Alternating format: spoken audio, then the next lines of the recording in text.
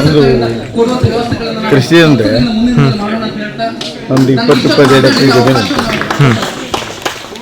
ನಮ್ಮ ತಂದೆಯವರು ಮೊದಲಿಂದ ಬಡವರು ಕಾಲು ಕಟ್ಟ ಜೀವನ ಮಾಡ್ಕೊಂಡ್ರೆ ಇತ್ತು. ಅವ್ರಿಗೊಂದು ಖಾಲಿ ಎತ್ತಿನ ಗಾಡಿ ಇತ್ತು. ಆ ಎತ್ತಿನ ಗಾಡಿ ನಾನು ನಮ್ಮ ತಂದೆಯಿಂದ ಸನ್ನೆಯಿಂದ ಕಷ್ಟಪಟ್ಟು ತಂದ್ರೆ ಒಟ್ಟು ಕೆಲಸಕ್ಕೆ ಹೋಗಿ ಏನೋ ಒಂದು ರೀತಿಗೆ ಇಷ್ಟು ರೀತಿ ಬೆಳೆದಿದ್ದೀನಿ. ಮತ್ತು ಇನ್ನೊಂದು ಏನಕ್ಕೆ ಹೋದರೆ ನನ್ನ ತೋಟಕ್ಕೆ ಯಾವುದೇ ರೀತಿಯ ರಾಸಾಯನಿಕ ಗೊಬ್ಬರ ಹಾಕೋದಿಲ್ಲ. ನನ್ನ ಹತ್ರ ಸಾಧಾರಣ 120-150 ದನ ಉಂಟು. ಅದು ಕಾಂಕ್ರೇಜು, ಜೀರಾ ಮತ್ತು ನಮ್ಮದಿಲ್ಲಿ ಗಮಟಿ, ಊರ್ಗಂತಳ್ಳಿ ಎಲ್ಲ ಇದೆ. ನನ್ನ ತೋಟಕ್ಕೆ ಅದರಿಂದ ಪೂರ್ತಿ ಗಡ್ಡಿ ಗೊಬ್ಬರ ಹಾಕಿ ಒಳ್ಳೆ ಇಳುವರಿ ಬರ್ತದೆ. ನಮ್ಮನೆ ಒಂದು 130-150 ಕ್ವಿಂಟಲ್ ಅಡಿಕೆ ಆಗ್ತದೆ ಚಾಡಿ.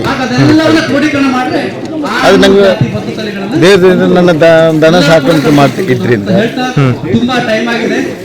ಏನು ಹಣದ ಕೊರತೆ ಅಷ್ಟು ಆಗಿಲ್ಲ.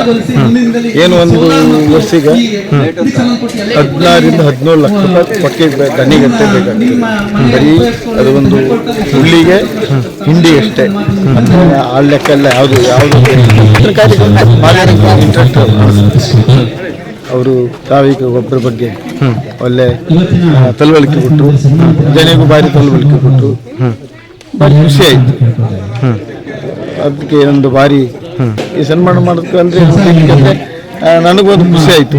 ಈ ಥರ ನಾವು ಸಾವಯವ ಗೊಬ್ಬರ ನಾನು ಅದೇ ಇದರಲ್ಲಿ ಇದ್ರಿಂದ ಈ ಕಾರ್ಯಕ್ರಮ ಇವರನ್ನು ಆ ರೀತಿ ಇಟ್ಕೊಂಡಿದ್ದರಿಂದ ನಮಗೂ ಅದನ್ನು ಮಾಡೋದ್ರ ಬಗ್ಗೆ ನಾವು ಅದೇ ರೀತಿ ಸಾವಯವ ಗೊಬ್ಬರ ಉಪಯೋಗಿಸ್ತೀವಿ. ಅದಕ್ಕೆ ಇದಕ್ಕೊಂದು ಫಲವತ್ತತೆ ಬಗ್ಗೆ ಒಂದು ಪೂರ್ತಿ ಬೆಂಬಲ ಇದೆಯಲ್ಲ ಜನರಿಗೆ, ಆ ತಲವಳಿಕೆ ಕೊಟ್ಟು ಹೇಳಿ ನನಗೆ ಭಾರಿ ಹೆಮ್ಮೆ ಆಯಿತು.